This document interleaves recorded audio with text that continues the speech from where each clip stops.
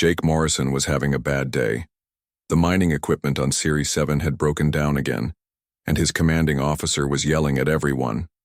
Jake was only 22 years old, and this was his first assignment in deep space. He thought being a Marine would be exciting, but so far it was just fixing broken machines and listening to angry officers. The asteroid mining station was far from Earth, floating in the cold darkness between planets. Jake's job was to keep the machines running so the miners could dig up valuable metals. It was boring work, but someone had to do it. He was under a big drilling machine, trying to fix a broken cable, when the alarm started screaming. The sound was so loud it made his ears hurt. Jake hit his head on the machine as he tried to get out from under it. "What's happening?" he shouted to his friend Ben Clark, who was running past. "Something crashed into the docking bay," Ben yelled back. "The commander wants everyone there now." Jake grabbed his tools and ran after Ben.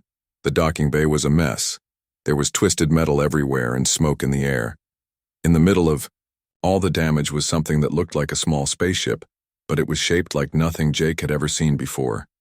It was smooth and curved, almost like it had been grown instead of built. Commander Stevens was already there with his security team. He was a mean man who never smiled and always found something to complain about. "Nobody touch anything," he ordered. This could be dangerous. The strange ship had a crack down one side. Through the crack, Jake could see movement inside. Something was alive in there. "Sir," said one of the security guards, "there's definitely someone inside. Could be a trap," Stevens said. "We need to be careful. Call for backup and get the weapons ready." Jake watched as the security team pointed their guns at the crashed ship. He felt sick to his stomach. Whatever was inside was probably hurt and scared. They needed help, not guns pointed at them. The ship made a soft hissing sound, and part of it opened like a flower. Steam came out, and then Jake saw her. She was the most beautiful and strange person he had ever seen. Her skin was blue like the ocean, and she had long silver hair. She looked young, maybe 16 or 17 years old. She was wearing some kind of armor that was black and shiny, but it was cracked and broken. There was blue blood on her face and arms. She tried to stand up but fell down right away. She was badly hurt. "Stay back!" Commander Stevens shouted. "Don't move or we'll shoot!" The girl looked up at all the guns pointed at her. Her eyes were big and green like emeralds.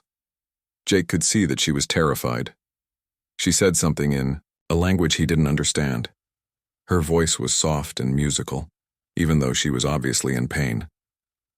"She's just a kid," Jake said without thinking. "Shut up, Morrison," Stevens snapped. "We don't know what it is." "She's hurt," Jake said louder. "Can't you see she needs help?" I said shut up. This thing could be dangerous. For all we know, this is some kind of alien spy or weapon. Jake looked at the girl again. She was holding her side where the blue blood was coming out. She was shaking, and not just from the cold, she was scared. "Permission to check if she's hurt, sir?" Jake asked. "Permission denied. Nobody goes near it until we know what we're dealing with." Stevens called for the medical team and more security. Within minutes, the docking bay was full of people with guns and scanners. The girl pulled herself into a corner, trying to make herself as small as possible. Every time someone pointed a scanner at her, she flinched like she thought they were going to hurt her. Dr. Martinez, the station's doctor, arrived with his medical kit. "Let me examine her," he said. "Not yet," Stevens replied.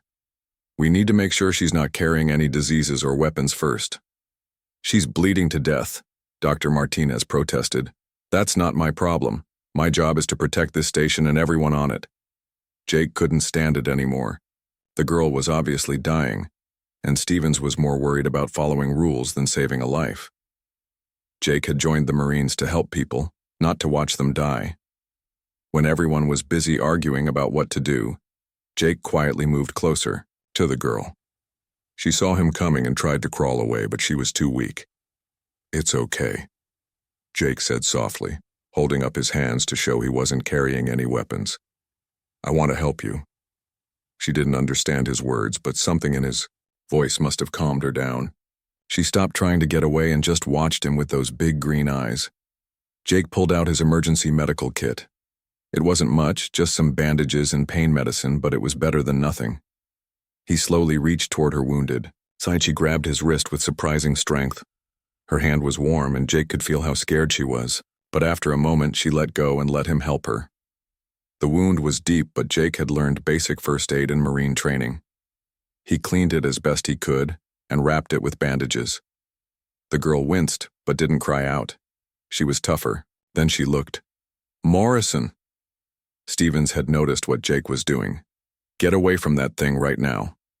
She's not a thing, Jake said, not moving. She's a person, and she's hurt. That's an order, Marine. Jake looked down at the girl. She was looking up at him with something like hope in her eyes. He made his choice. No, sir, he said quietly. The security team surrounded them, guns ready. The girl saw all the weapons and pressed herself against Jake, using him as a shield. She trusted him now, and Jake wasn't going to let her down. You're making a big mistake. Morrison, Stevens said, this could end your career. Jake didn't care about his career anymore. All he cared about was keeping this scared, hurt girl safe. What happened next would change his life forever. 10 years had passed since the incident on Series 7, and Jake Morrison tried not to think about it anymore. He was 32 now, working as a senior engineer at Luna Orbital Shipyard. It was good work, building ships that would carry people to the stars. It wasn't the military career he had planned, but he was happy enough. The blue girl was just a memory now. Sometimes he wondered if she had survived, if she had made it home safely. He still had the small crystal device she had given him before she left.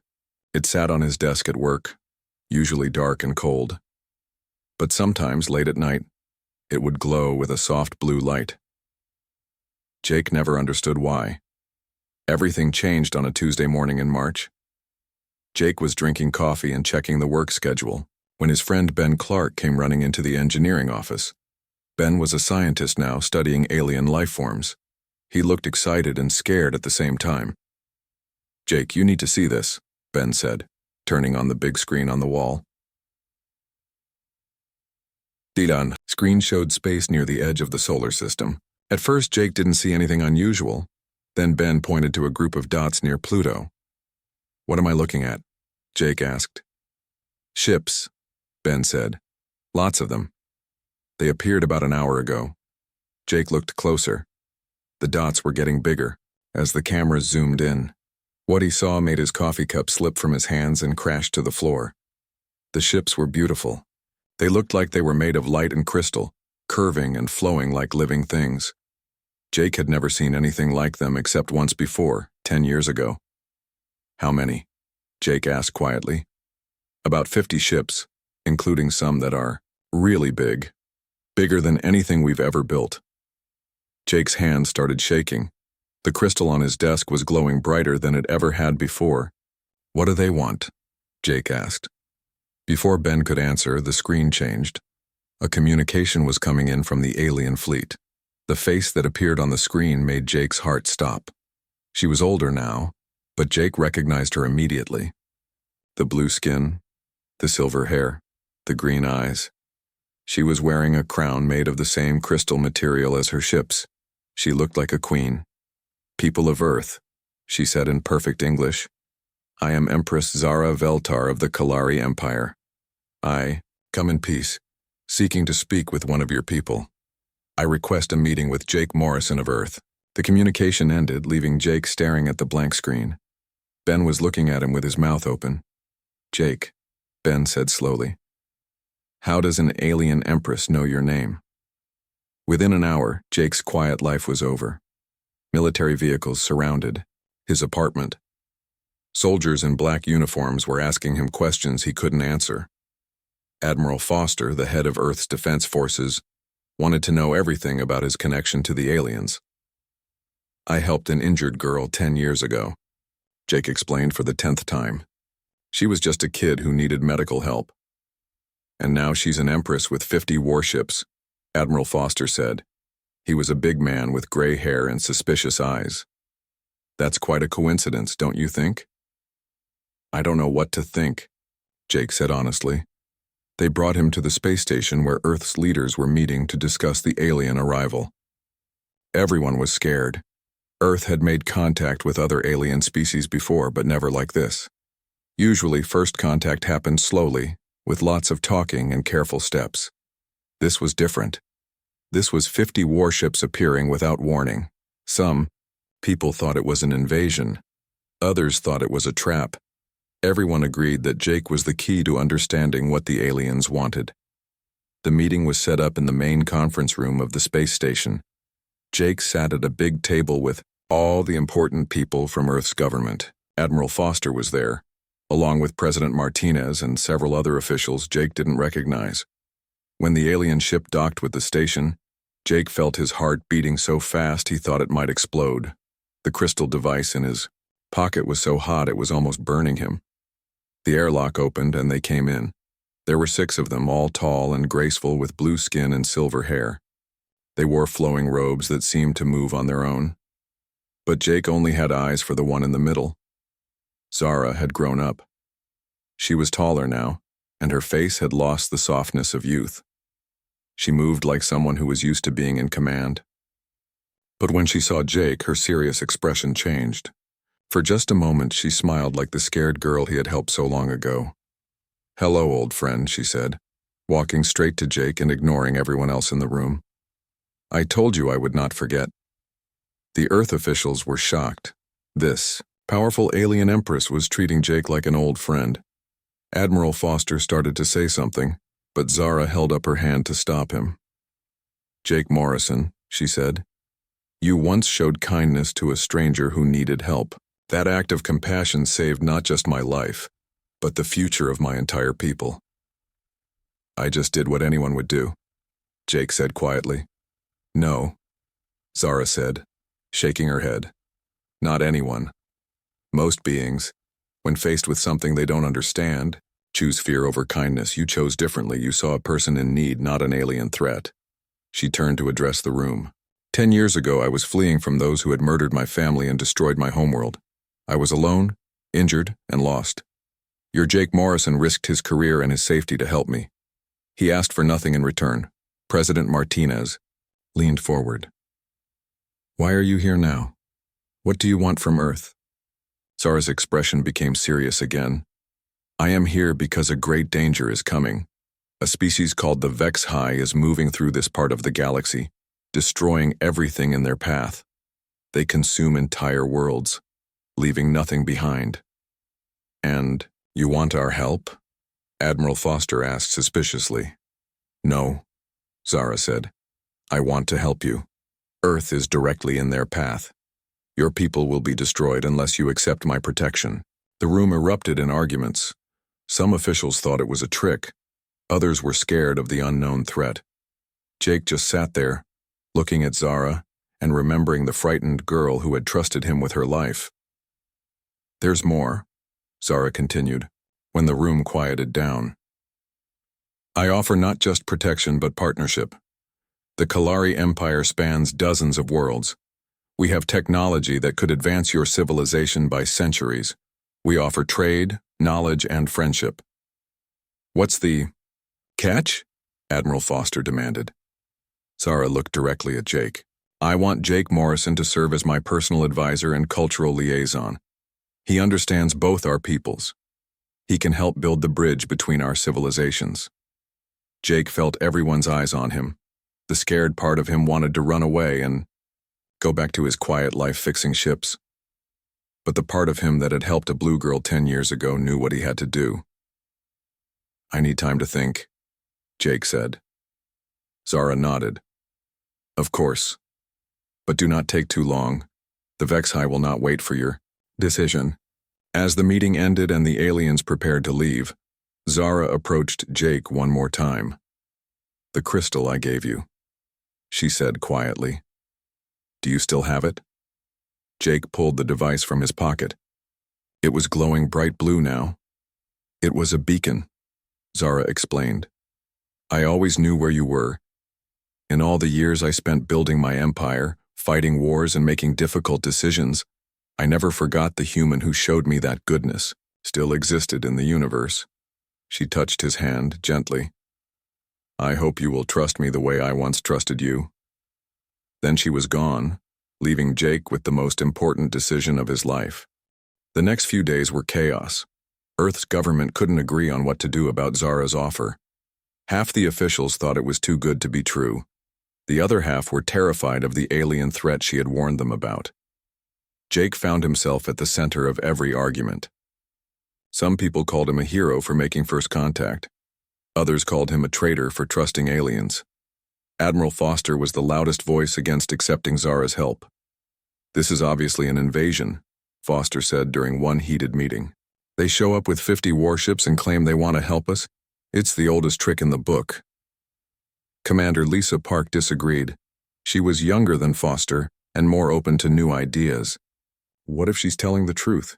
What if there really is a threat coming? Then we'll deal with it ourselves, Foster replied. Humanity doesn't need alien protection.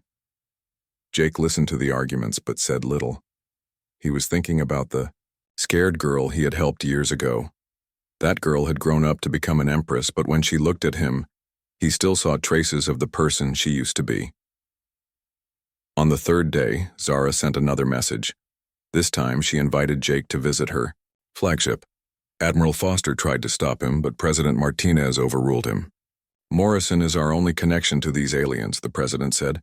If they want to talk to him, we need to let them. Jake took a shuttle to Zara's ship, which was waiting just outside Earth's moon. As he got closer, he could see that the ship was even more amazing than it had looked from a distance. It wasn't just beautiful, it seemed to be alive. The hull moved and shifted like it was breathing. When Jake docked with the ship, Zara was waiting for him. She was wearing simpler clothes now, not the formal robes from their first meeting. She looked more like the person he remembered. Welcome to the Starweaver, she said, leading him through corridors that curved and flowed like they had grown instead of being built. Your ship is incredible, Jake said, running his hand along a wall that felt warm to the touch. It is alive, Zara explained. All Kalari technology is biological. We grow our ships, our cities, our tools. It allows us to work with nature instead of against it. She showed him around the ship, and Jake was amazed by everything he saw. Plants grew along the walls, providing light and cleaning the air. The crew worked with their technology instead of just operating it. Everything seemed to be in perfect harmony. But as they walked, Jake noticed something else. Zara seemed sad and lonely. She was polite to her crew but distant. It was like she had built walls around herself. You've changed, Jake said when they were alone in her private quarters. I had to, Zara replied, looking out at the stars through a large window. The girl you saved was weak and helpless. I couldn't afford to stay that way. She told him about the years after her escape from Series 7. How she had found other survivors of her people's war. How she had spent years fighting to unite the scattered Kalari clans. How she had built an empire from nothing. I made hard choices, she said quietly. I did things that the girl you saved would never have done. Sometimes I wonder if I've become the very thing I was running from. Jake saw the pain in her eyes. You saved your people. That's what leaders do. Did I save them, or did I just turn them into something else? Zara asked. I've been a warrior and a conqueror for so long, I'm not sure I remember how to be anything else. Before Jake could answer, alarms started sounding throughout the ship. A Kalari officer ran into the room speaking rapidly in their musical language. Zara's face went pale. What's wrong? Jake asked. Long-range sensors have detected Vexa-high scout ships entering your solar system, Zara said. They followed us here. Jake felt his stomach drop. How long do we have? Weeks, maybe less, before their main force arrives. Zara was already moving, giving orders to her crew.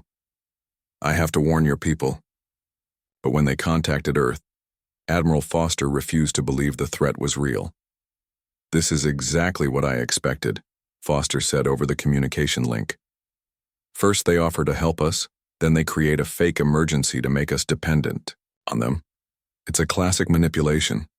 Admiral, with respect, you're making a mistake, Jake said. I don't take advice from alien sympathizers, Foster snapped. Earth can defend itself. Zara tried to show Foster the sensor data, but he dismissed it as fake. Even when other Earth scientists confirmed that something was approaching the outer planets, Foster insisted it could be more Kalari ships trying to trick them. "You have 3 days to leave our solar system," Foster announced. "If you're not gone by then, we'll consider you a hostile force." The communication ended, leaving Jake and Zara staring at each other in dismay. "Your people are going to get themselves killed," Zara said. "Some of them might listen," Jake replied, but he didn't sound very hopeful. The next day, Foster proved just how serious he was. Without warning Earth's government, he ordered a surprise attack on the Kalari fleet.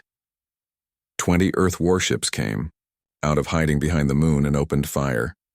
Jake watched in horror from the Starweaver's bridge as missiles and energy beams flew between the ships.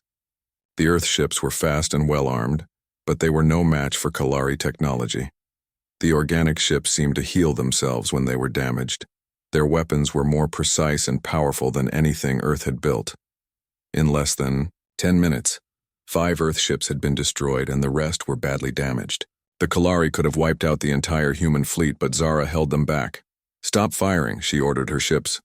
"Let them retreat." Jake couldn't believe what he had just witnessed. "Foster just attacked you without warning and you're letting his ships go?" "Killing more humans won't solve anything," Zara said sadly. "It will only prove to your people that they were right to fear us." But the damage was done. The attack had been broadcast live on Earth's news networks. Now most humans believed that Zara was indeed planning to invade. Some even blamed Jake for bringing the aliens to Earth in the first place. "I'm sorry," Jake said. "Not all humans are like Foster." "I know," Zara replied. "You showed me that years ago, but right now your people are their own worst enemy." 2 days later, the first HFY ships arrived at Jupiter. They were nothing like the beautiful Kalari vessels. They looked like giant metal insects, all sharp angles and dark metal. They immediately began attacking Jupiter's moons, breaking them apart and consuming the pieces. Earth's long-range sensors detected the destruction, and finally, people began to understand that Zara had been telling the truth. President Martinez contacted the Kalari fleet, asking for an emergency meeting. "We were wrong," the president admitted when he spoke with Zara. "The threat is real. Will you still help us?" Zara looked at Jake before answering. "I came here to honor a debt to your people, specifically to Jake Morrison. That debt still exists. Yes, we will help you." Admiral Foster was furious, but he had been overruled by his own government. An emergency alliance was formed between Earth and the Kalari Empire, but there wasn't much time to plan. The HFY main fleet was coming, and Earth had only days to prepare for the biggest battle in human history. Jake found himself in the middle of it all, working frantically to help the two species coordinate their defenses. "Can we really win this?" he asked Zara as they worked together to plan the defense strategy. "I don't know," she admitted, "but we have something the HFY don't expect." "What's that?" Zara smiled for the first time since the crisis began. "We have each other, your people's creativity and our technology working together. That combination might be enough to surprise them." Jake hoped she was right, because if they failed, both Earth and the Kalari Empire would fall to the HFY swarm. Everything they had worked for, everything they cared about, would be consumed and destroyed. The battle for humanity's survival was about to begin. The alliance between Earth and the Kalari Empire happened fast, but it wasn't easy. Human engineers struggled to understand Kalari biotechnology. Kalari officers couldn't figure out why human ships were built with so many hard edges and sharp corners. Jake found himself running between both groups, trying to help them work together. His engineering background helped him understand both technologies. More importantly, he was the one person both sides trusted. "Your ships are too rigid," explained Mira, a Kalari engineer with bright blue markings on her arms. "They fight against space instead of flowing with it." "But they're strong," replied Tony Kim, a human ship designer. "They can take a lot of damage before they break." Jake looked at both designs on the computer screen. "What if we combine them? Use Kalari bio-armor on the outside of human ship frames." It was a crazy idea, but it worked. Within 2 days, human ships were being fitted with living armor that could heal itself when damaged. The bio-armor was grown in special tanks on the Kalari ships, then carefully attached to the human vessels. Meanwhile, Earth's factories were working day and night to build new weapons. The Kalari shared their energy technology, and human engineers found ways to make it even more powerful. Working together, they created weapons that neither species could have built alone. But the biggest challenge wasn't technical, it was getting people to trust each other. Many humans still believed the Kalari were planning to betray them. Some Kalari thought humans were too violent and unpredictable to be good allies. Admiral Foster was the biggest problem. Even though his government had ordered him to cooperate with the Kalari, he made it clear that he didn't trust them. "Mark my words, Morrison," Foster said during one planning meeting. "The moment this crisis is over, they'll turn on us. Aliens don't help humans out of kindness." "Zara does," Jake replied. "She's using you," Foster said. "You saved her life, so she thinks you owe her something. But what happens when she decides the debt is paid?" Jake didn't have a good answer for that. He trusted Zara, but he couldn't prove that Foster was wrong. The Vex-High fleet was getting closer every day. Their scout ships had finished destroying Jupiter's moons and were moving toward the inner planets. Earth's telescopes showed images of the main fleet. Hundreds of dark ships that looked like mechanical nightmares. "They consume everything," Zara explained during a strategy meeting. "Planets, ships, people, nothing is safe from them. They turn it all into fuel for more ships." Commander Park, who had become the leader of Earth's fleet, studied the tactical displays. "How do we fight something like that?" "The same way my people have been fighting them for years," Zara said. "Hit and run attacks. Never let them surround you. And always have an escape plan." Jake worked closely with both commanders to coordinate the defense. They decided to make their stand at Mars using the planet's orbital stations as defensive platforms. It would give them some cover and limit the Vex-High's ability to surround them. As the preparations continued, Jake noticed that Zara was becoming more distant. She spent long hours alone in her quarters, and when she did speak to others, it was only about military matters. One evening, Jake found her on the observation deck of her ship, staring out at the red planet they would soon defend. "Are you all right?" he asked. "I'm scared," she admitted quietly. "Not of dying. I've faced death many times. I'm scared of failing my people again." "Again?" Jake asked. Zara was quiet for a long moment. "When my homeworld was attacked, I was supposed to be there. I was supposed to fight alongside my family. Instead, I was away on a diplomatic mission. I survived because I wasn't there when they needed me most." Jake began to understand why she carried such sadness with her. "That's not your fault." "Isn't it? If I had been there, maybe things would have been different. Maybe my parents would still be alive. Or maybe you would have died with them and your people would have no one to lead them now." Zara looked at him with those green eyes that hadn't changed since she was a frightened girl. "Sometimes I think that would have been better. At least, then I wouldn't have to live with the weight of all the decisions I've made." Before Jake could respond, the ship's alarms began sounding. The Vex-High had arrived. The enemy fleet was even more terrifying up close. Hundreds of ships that looked like giant metal spiders emerged from faster-than-light travel just outside Mars's orbit. They immediately began forming attack patterns, moving with mechanical precision. The combined human-Kalari fleet moved to intercept them. Jake found himself on the bridge of the Starweaver, helping coordinate communications between the allied ships. The bioorganic ship felt alive under his feet, almost like it was eager for battle. "All ships, this is Admiral Park," came the voice over the communication system. "Remember, we're not trying to win a fair fight. We're trying to survive long enough to hurt them." The first exchange of fire lit up the space around Mars like a deadly fireworks show. The Vex-High weapons were powerful, but their ships were big and slow. The smaller, faster Allied ships darted between them, striking and retreating before the enemy could respond. Jake watched as a human destroyer, covered in living Kalari armor, took a direct hit from a Vex-High beam weapon. The bio-armor absorbed most of the damage and immediately began healing itself. The ship kept fighting, but there were so many enemy ships. For every Vex-High vessel they destroyed, Two more seemed to take its place. The Allied fleet was gradually being pushed back toward Mars. "We need to try something different," Jake said to Zara as another friendly ship exploded on the tactical display. Zara nodded. "I'm taking the Starweaver into the center of their formation. If we can destroy their command ship, the rest might retreat." "That's suicide," Jake protested. "Maybe, but it's the only chance we have." Jake made a decision that surprised himself. "I'm coming with you." "No," Zara said firmly. "This is too dangerous. 10 years ago you trusted me to help you when you were in danger," Jake said. "Now I'm asking you to trust me again." Zara stared at him for a moment, then nodded. "Very well, but stay close to me." The Starweaver dove into the heart of the HFY fleet, its bioarmor shifting and changing to deflect enemy fire.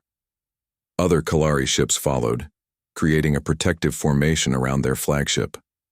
Human ships provided cover, their new weapons cutting through enemy hulls. They fought their way toward the massive HFY command ship, but the cost was terrible. Ship after ship was destroyed around them. Jake watched friends die on both sides as the battle raged. Finally, they reached the command ship. It was enormous, easily 10 times the size of the Starweaver. Its weapons were already charging to fire at them. "There," Zara pointed at a section of the enemy ship that looked different from the rest. "That's their central brain. If we can destroy it." The Starweaver fired everything it had at the target. Other Allied ships joined in, concentrating their fire on the weak point. For a moment, it looked like it might work. Then the command ship's main weapon fired. The beam hit the Starweaver directly, overloading its bioarmor and causing massive damage throughout the ship. Emergency lights flickered as the vessel began to lose power. "Hull breach on level 7, reported a Kalari officer. "Bioarmor is failing." Zara was thrown to the floor by another explosion. Jake helped her to her feet and saw blood on her forehead. "We have to get out of here," he said. "No," Zara replied stubbornly. "We're too close to quit now." But Jake could see that the ship was dying around them. The bioarmor that had protected them was turning gray and brittle. They had maybe minutes before the Starweaver broke apart completely. Without thinking, Jake grabbed the manual controls for the ship's engines. He had studied Kalari technology enough to understand the basics. If he could get them close enough. To the enemy command ship. "What are you doing?" Zara demanded. "Something stupid," Jake admitted, pushing the engines to maximum power. The Starweaver accelerated directly toward the HFY command ship, its remaining weapons firing continuously. Jake could feel the ship shaking apart around them, but he held their course steady. At the last moment, Zara understood what he was planning. She activated the ship's self-destruct sequence. "This is for my family," she whispered. The Starweaver crashed into the HFY command ship and exploded, taking both vessels with it. The explosion was so bright it could be seen from Earth. In the aftermath, something amazing happened. The remaining HFY ships stopped fighting. Without their command ship to guide them, they began retreating, jumping away into faster-than-light travel. The battle was over. Humanity and the Kalari Empire had won, but the cost had been terrible, and Jake wasn't sure either of them would survive to see the victory.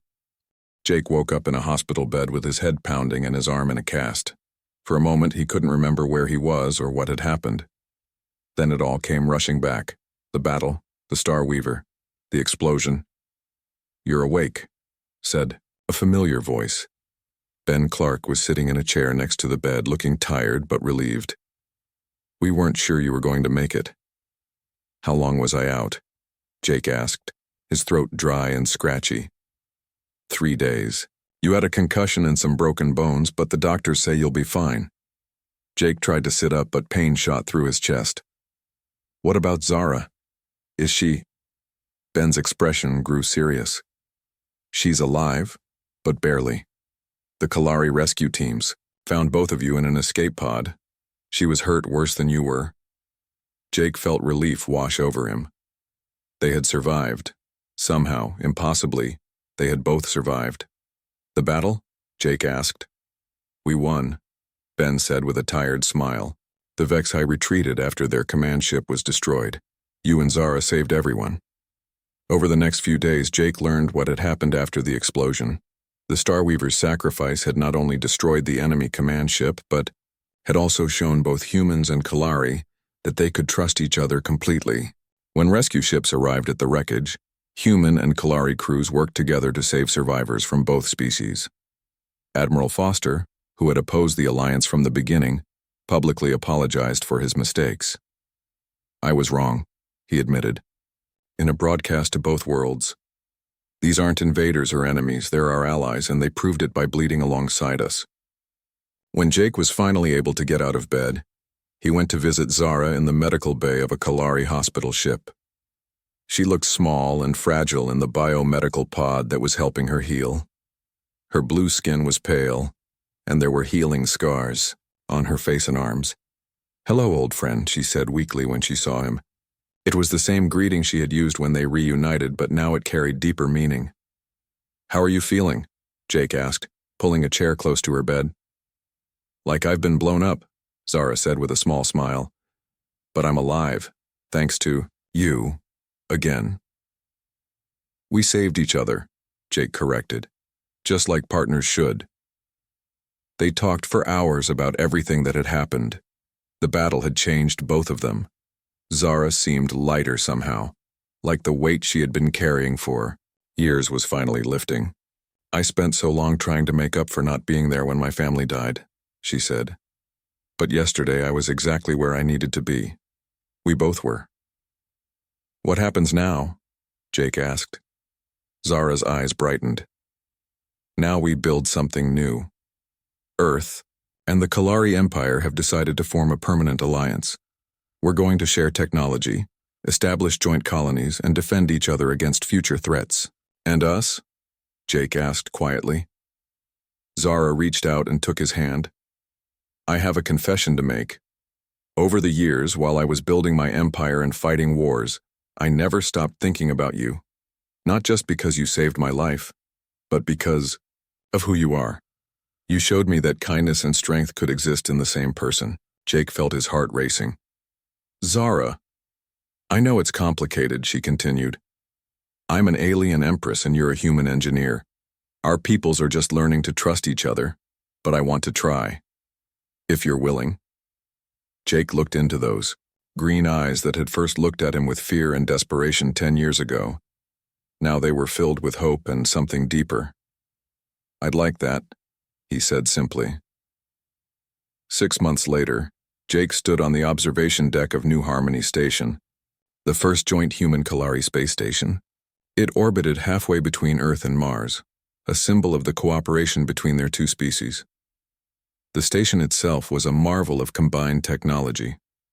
Human engineering provided the strong framework, while Kalari biotechnology made it a living, breathing place where both species could feel at home. Gardens grew along the walls, providing fresh air and food. The computers were part organic, able to adapt and learn. Jake was now the official ambassador between Earth and the Kalari Empire. It wasn't a job he had ever imagined having, but he was good at it. He understood both peoples and could help them work through their differences. "The new colony ships are ready for launch," reported Commander Park, who now led the joint fleet. "Earth families and Kalari clans will settle the Kepler system together." "Any problems?" Jake asked. "Just the usual cultural misunderstandings," Park replied with a smile. "The humans want to build square houses, and the Kalari want to grow round ones. I'm sure they'll figure it out." That evening, Jake had dinner with Zara in their shared quarters on the station. Their relationship had developed slowly, carefully. Both Earth and Kalari governments had been worried about the political implications, but gradually they had come to accept that love could exist between species just as friendship could. "I got a message from the outer colonies today," Zara said, as they ate dinner that was a combination of Earth and Kalari foods. "3 more species want to join our alliance." "Really? Which ones?" "The Christine Collective, the Wanderer Fleet, and something called the Free Worlds Union." Apparently, word is spreading that humans and Kalari have created something special. Jake thought about how much had changed since that day 10 years ago, when a scared blue girl had crashed into his life. What kind of special? A partnership based on choice rather than conquest, Zara explained. Most alliances in the galaxy are formed because one species conquers another, or because they're forced together by outside threats. But we chose to work together because we wanted to. After dinner, they walked to the observation lounge where they could see both Earth and Mars in the distance. Ships move between the worlds constantly now. Trade vessels, passenger transports, and exploration ships heading out to the stars. Do you ever regret it? Zara asked suddenly. Regret what? Helping me that first day. Your life would have been much simpler if you had just followed orders. Jake considered the question seriously. His old life as a simple engineer did seem peaceful compared to his current responsibilities, but he wouldn't trade what he had now for anything. No regrets, he said firmly. Sometimes the most important choices are the ones that change everything. A young human child ran past them, chasing a Kalari youngster in some kind of game. Both children were laughing, and Jake noticed that they were speaking a mixture of English and Kalari words they had taught each other. The children adapt so quickly, Zara observed. For them, having friends from other species is normal. Maybe that's the real victory, Jake said. Not just that we survived the war, but that we're building something better than what came before. Zara leaned against him, and Jake could feel the warmth of her presence. The crystal device he still carried in his pocket glowed softly, no longer a beacon calling for help, but a symbol of the friendship that had changed two civilizations. 10 years ago, Zara said softly, you showed me that kindness could exist between strangers. Today, we've shown two worlds that it can exist between species. Jake smiled, remembering how scared and hopeless everything had seemed during the darkest moments of the war. And tomorrow? Tomorrow we show the galaxy. Outside the window, the stars waited. Some held friends they hadn't met yet. Others might hold new challenges and threats. But Jake wasn't worried about the unknown anymore. He had learned that the most important thing wasn't having all the answers. It was being willing to reach out your hand to help someone in need. That simple act of kindness had grown into something neither he nor Zara could have imagined. An alliance between species, a love that crossed the stars, a future where children of different worlds could play together under the same sky. As they stood together looking out at the infinite possibilities of space, Jake realized that the best adventures always started with a single choice to do what was right, even when it was difficult. 10 years ago, he had made that choice for a frightened blue girl. Today, he was ready to make it again, for the galaxy that was waiting to be explored. The crystal in his pocket pulsed with warm light, and Jake knew that whatever came next, they would face it together.